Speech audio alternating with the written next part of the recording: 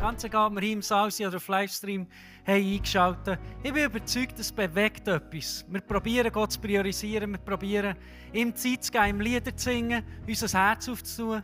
Und ich bin überzeugt, Gott kann etwas tun. Wir haben vorhin gesungen, tu, was nur du kannst tun. Tu das Unmögliche.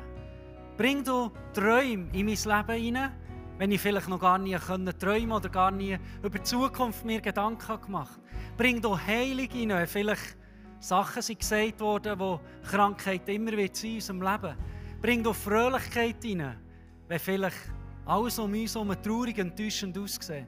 Ich bin überzeugt, es hat eine Kraft, wenn wir es schaffen, Sachen gegenüber Gott auszudrücken, ihn aber auch darum zu bitten, ihn darum zu fragen. Und mir geht es oftmals so, dass ich auch Respekt oder Angst habe, die Sachen überhaupt aussprechen, Gott überhaupt zu fragen, dass er Wunder tun kann.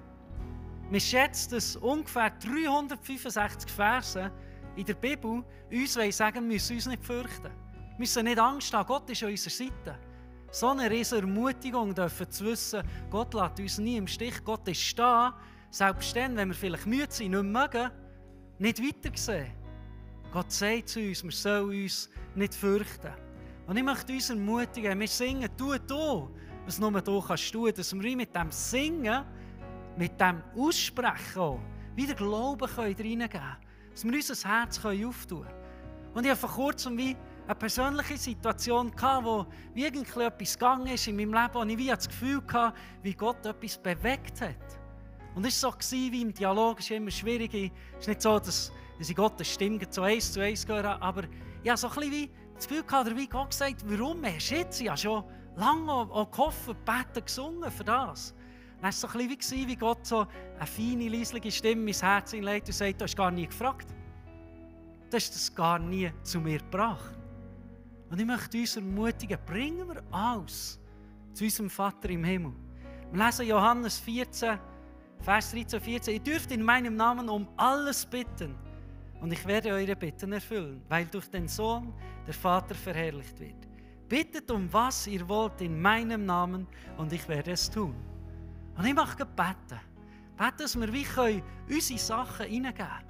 Dass wir das tun können, was wir können und das zu Gott bringen. Dass wir den Glauben können mit dem Beten, Singen zusammenbringen, dass Gott tun kann, was nur er tun kann. Jesus, ich danke dir heute Abend für jede einzelne Person, die da ist, auf Livestream hat eingeschaltet, der Sonntag vielleicht nachschaut. Ich danke dir, dass du siehst, was uns in den Sinn kommt, wenn wir singen, tu das, was nur du kannst tun. Du siehst, wo wir vielleicht ein Wunder brauchen, Antwort von dir erwarten, vielleicht enttäuscht sind worden, Verletzungen haben. Du siehst all das und ich bin überzeugt, du bist der, der immer Antwort parat hat. Es mögen vielleicht herausfordernde Zeiten sein in unserem Leben auf der ganzen Welt, aber ich bin überzeugt, du bist immer noch der Gleiche. Du bist der das letzte Wort hat, der auf dem Thron hockt und du kennst jede einzelne Person so gut. Und du weißt, was das Beste für uns ist. Jesus, ich danke dir, dass du kannst tun, was nur du kannst tun. Und dass es ein Gewinn für unser Leben werden. Dass wir erfrischt werden, dass wir ermutigt werden, Hoffnung finden, dort wo wir keine Hoffnung mehr haben.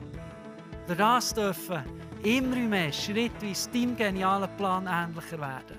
Amen.